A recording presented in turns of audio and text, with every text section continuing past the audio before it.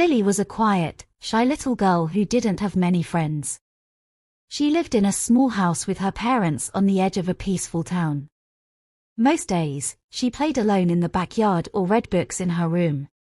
It wasn't that she didn't want friends, but the other children at school seemed too loud and busy for her liking. She preferred the calmness of her own company. One sunny afternoon, while Lily was sitting by herself under the big oak tree in her backyard, something strange happened. She heard a soft voice behind her. "Hello," the voice said. Startled, Lily turned around, but she saw no one there. She looked around the yard. There was no one in sight. Confused, she called out, "Hello? Who's there?" "I'm here," the voice replied, but still, she couldn't see anyone. Lily's heart raced. Was she imagining things? She stood up and looked behind the tree, expecting to find someone playing a prank on her. But the yard was empty. "Where are you?" she asked, her voice shaky. "I'm right here," the voice said again. "But you can't see me." Lily frowned. "Why can't I see you?" The voice hesitated for a moment. "I don't know. I've always been invisible." Lily's fear began to fade, replaced by curiosity. "What's your name?" she asked.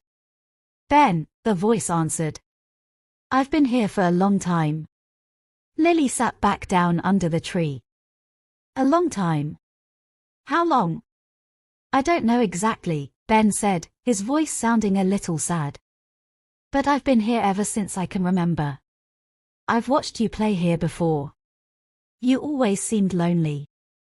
Lily thought for a moment. She had always felt alone, but she never expected someone, an invisible someone, to notice. "Do you have any friends?" she asked. "No," Ben replied softly. "I don't think anyone else can hear me. I tried talking to other people before, but no one ever answered. Until you." Lily smiled, feeling a strange sense of comfort. "Well, you're not alone anymore, Ben. I can hear you." From that day on, Lily and Ben became the best of friends. Every day after school, Lily would rush home to talk to Ben.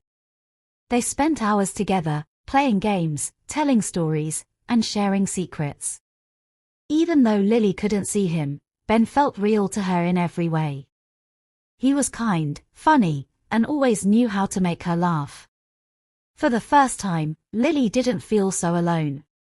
Weeks turned into months, and soon, Ben became an important part of Lily's life.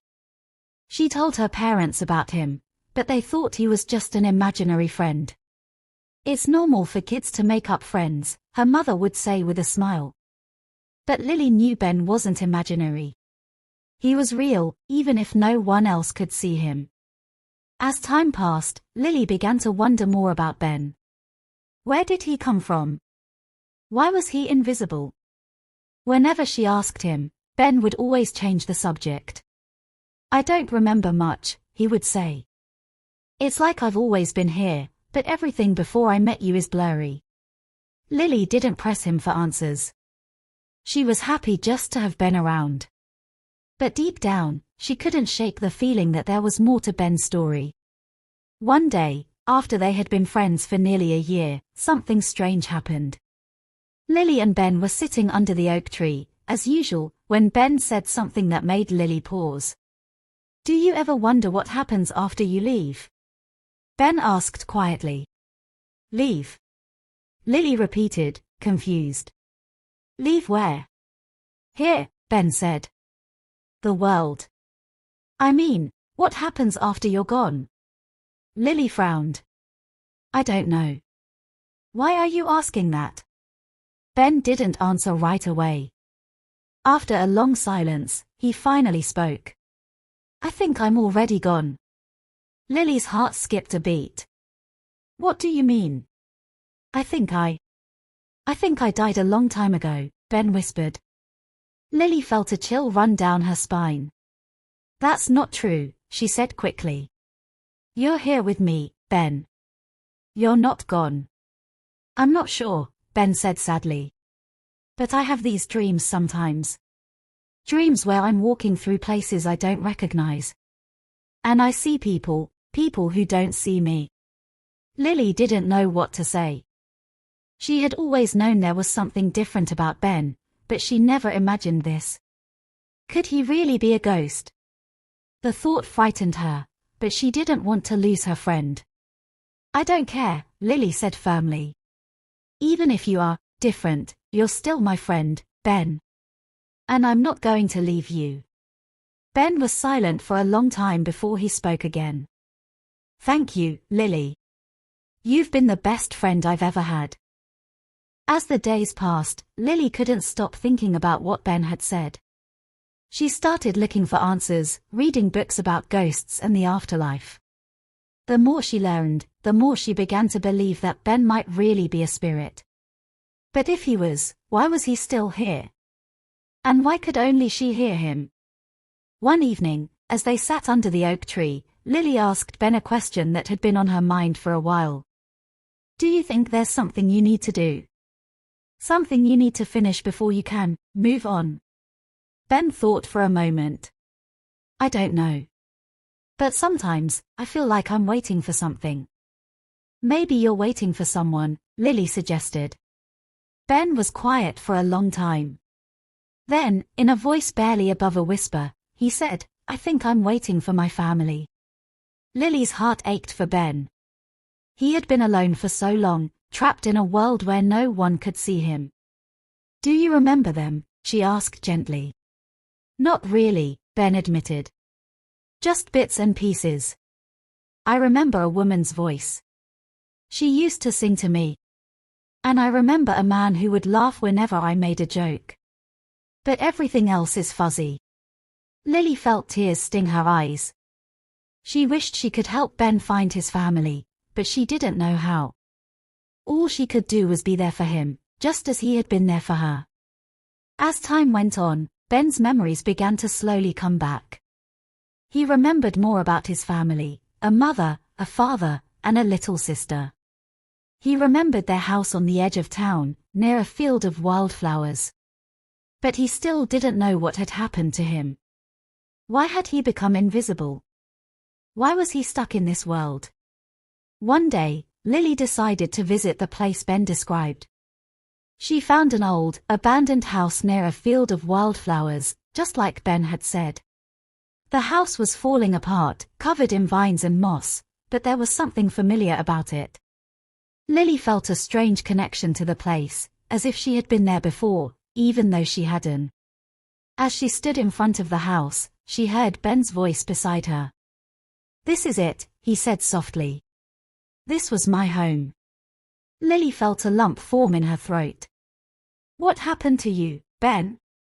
I don't know, Ben whispered. But I think this is where I died. Tears filled Lily's eyes as she looked at the house. She couldn't imagine what Ben had been through, but she knew one thing, he didn't deserve to be forgotten. I'll help you, Ben, Lily said, her voice shaking. I'll help you find peace. With Ben's guidance, Lily began to search for answers. She looked through old town records, trying to find any information about a boy who had lived in the house. After weeks of searching, she finally found an old newspaper article from many years ago. The article was about a tragic accident. A young boy had drowned in a nearby river while playing with his sister. The boy's name was Ben. Lily's heart sank as she read the article. She now knew what had happened to Ben. He hadn't just become invisible, he had died that day by the river. But for some reason, his spirit had never moved on. When Lily told Ben what she had found, he was silent for a long time. I remember now, he said finally.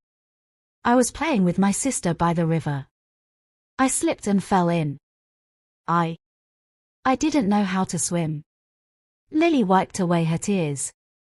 It wasn't your fault, Ben. It was an accident. I know, Ben said quietly. But I think I've been waiting here ever since, waiting for someone to find me. To remember me. Lily's heart ached for her friend. You're not forgotten, Ben. I'll never forget you. Ben was silent for a moment, and then he said something that made Lily's heart break. "I think it's time for me to go, Lily. You've helped me remember. I'm not alone anymore." Lily sobbed softly, not wanting to say goodbye to her friend. "I'll miss you, Ben." "I'll miss you too," Ben said gently. "But you've given me something I never thought I'd have, a friend." "Thank you, Lily." And with those final words, Ben's voice faded away, leaving Lily sitting alone by the old house. But even